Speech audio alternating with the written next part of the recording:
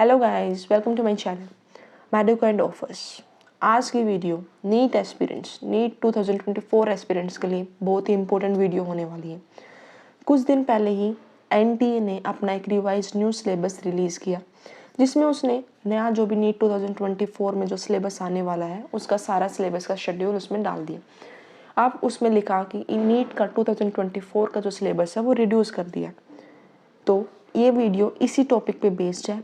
हम इस वीडियो में 3 सब टॉपिक्स पे बात करेंगे। नंबर 1, रियलिटी, क्या सही में हमारा जो नीट का सिलेबस है वो रिड्यूस हुआ है।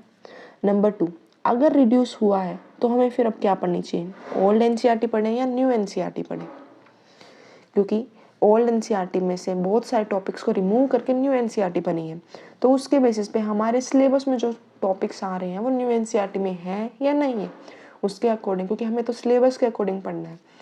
फिर नंबर 3, अगर रिड्यूस हुआ है सिलेबस तो क्या रिड्यूस हुआ है और उसमें क्या एडिशन हुआ है। ये सभी जो भी सब टॉपिक्स है, इन टॉपिक्स पे आज की वीडियो में बात करेंगे।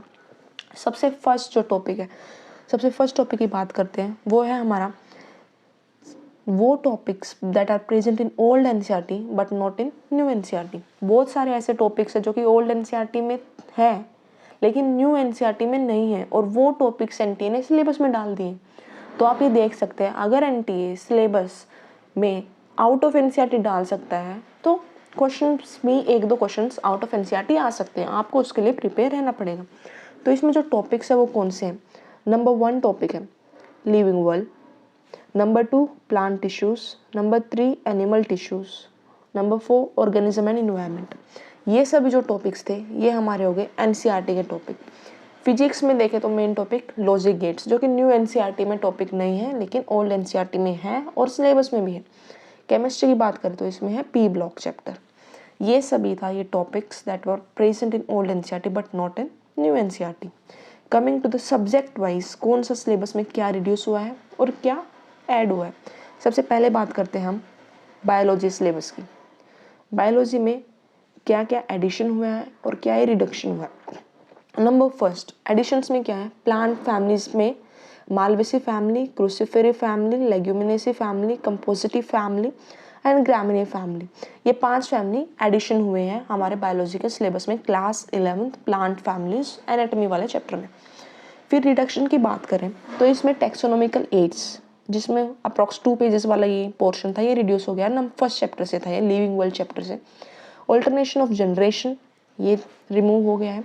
सेकेंडरी ग्रोथ रिमूव हो गया है। Transport, mineral nutrition, vernalization, digestion, sense organs, strategies for enhancement in food productions and environmental issues, ये सभी टॉपिक रिमूव हुए हैं। लेकिन ये रिमूव हुए हैं इसमें से, लेकिन कुछ टॉपिक ऐसे हैं जो एक दूसरे चैप्टर में हमें पढ़ने को मिलेगा। यही एनटीए का मोटो था, रैशनलाइजेशन ऑफ सिलेबस हुआ है। इसका मतलब अगर आपने पहले वो कुछ पढ़ लिया है उस चैप्टर्स में उस टॉपिक से, तो दोबारा उन्होंने उस टॉपिक्स को नहीं ऐड किया है। तो इसका मतलब जैसे आप इसमें से कुछ है, जैसे नंबर 1 अगर मैं बात करूं, इसमें हमारा है alternation of generation. Alternation of generation, अब उसमें सभी हैं, टेरिडोफाइट, जिम्नोस्पर्म्स और ये, तो टेरिडोफाइट्स और ब्रायोफाइट्स और ये सभी हैं, तो उनमें आप ऑल्टरनेशन ऑफ जनरेशन आप पढ़ लेते हैं।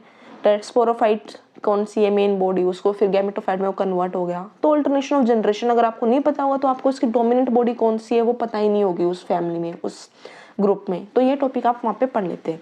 अब आता है ट्रांसपोर्ट वाला। ट्रांसपोर्ट वाला ये बहुत ही इंपॉर्टेंट है। आप लीव्स में, खाना, फोटोसिंथेसिस वगैरह में, रेस्पिरेशन वगैरह में, सारा ऑलमोस्ट इसमें ट्रांसपोर्ट वाले जो भी पॉइंट्स है वो वहाँ कवर हो जाते हैं। फिर उसके बाद अगर हम बात करें तो जो ये मिनरल न्यूट्रिशन वाला टॉपिक है, ये आपके जो भी मिनरल्स हैं वो कहीं ना कहीं आपके प्लांट्स फिजियोलॉजी में आ जाते हैं।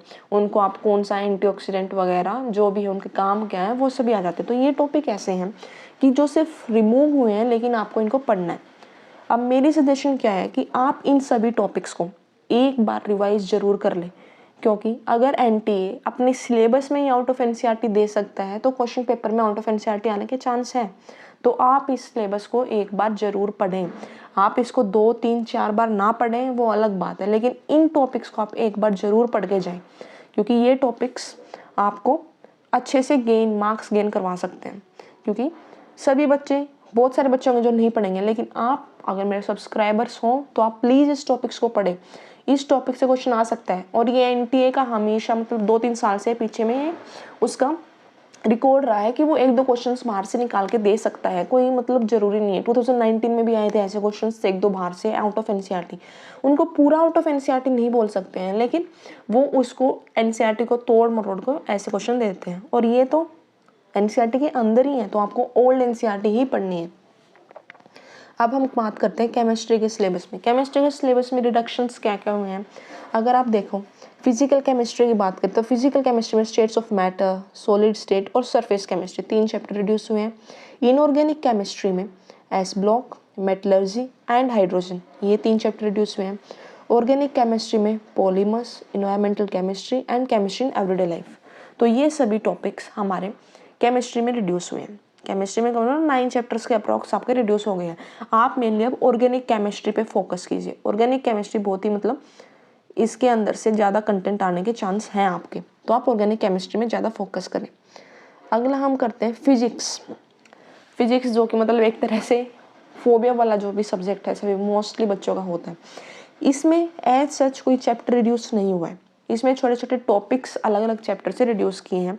मैंने उस सिलेबस को पूरा पढ़ा है तो देखा है, तो मैं उस सिलेबस की पूरी फ़ोटो आपको दोबारा उसमें ही ज़्यादा कुछ नहीं करना चाहती थी, इसलिए मैंने इस सिलेबस को ऐसे अलग से लिख लिया। अब इसमें अगर बात करें तो कुछ टॉपिक्स जैसे कि rolling motion, perpendicular and parallel axis theorem, ये 2 रिमूव हुए हैं। फिर अगर सॉलिड्स एंड लिक्विड वाले में चैप्टर से बात करें तो Reynolds number, Poisson's ratio, Stefan's law, ये सभी रिमूव हो गए हैं। फिर अगर हम थर्मोडायनामिक्स से बात करें तो Newton's law of cooling, heat engine and refrigerator, ये 2 रिमूव हो गए हैं। फिर डॉपलर इफेक्ट रिमूव हो गया है ऑसिलेशंस वाले चैप्टर से। फिर इलेक्ट्रोकेमिस्ट्री, करंट इलेक्ट्रिसिटी से कलर कोडिंग और पोटेंशियोमीटर, जो कि एक स्कोरिंग टॉपिक था, वो रिमूव कर दिया। कलर कोडिंग बहुत ही स्कोरिंग टॉपिक था। फिर alpha beta and gamma decay, ये चैप्टर ये टॉपिक रिमूव कर दिया। तो ये सभी था जो कि हमारे डिफरेंट सिलेबस, डिफरेंट हमारे सब्जेक्ट वाइज क्या क्या रिमूव किया गया है, ये सभी आप लोगों को मैंने दिखा दिया है। ये वीडियो आपके लिए बहुत काम आने वाली है। आप ये टॉपिक्स को अच्छे से देख लो, क्या क्या रिमूव हुआ है, क्या क्या ऐड हुआ है, आपको कहाँ से पढ़ना है और क्या पढ़ना है और कितना पढ़ना है, क्योंकि आपकी स्मार्ट स्टडी होनी चाहिए। अगर आप कोई भी कॉम्पिटिटिव एग्ज़ाम में आप एग्ज़ाम देने जा रहे हो और आप इस एग्ज़ाम को क्लियर करना चाहते हो, तो आपकी मेहनत के साथ साथ आपकी स्मार्ट स्टडी बहुत ही इंपॉर्टेंट होती है। स्मार्ट स्टडी करके ही आप एक कॉम्पिटिटिव एग्ज़ाम को एक अच्छे तरीके से, अच्छे रैंक से क्रैक कर सकते हो। तो इसी के साथ वीडियो एंड करते हैं। I hope you like the video. Please like it, share it and subscribe my channel. See you soon in the next video. Bye bye.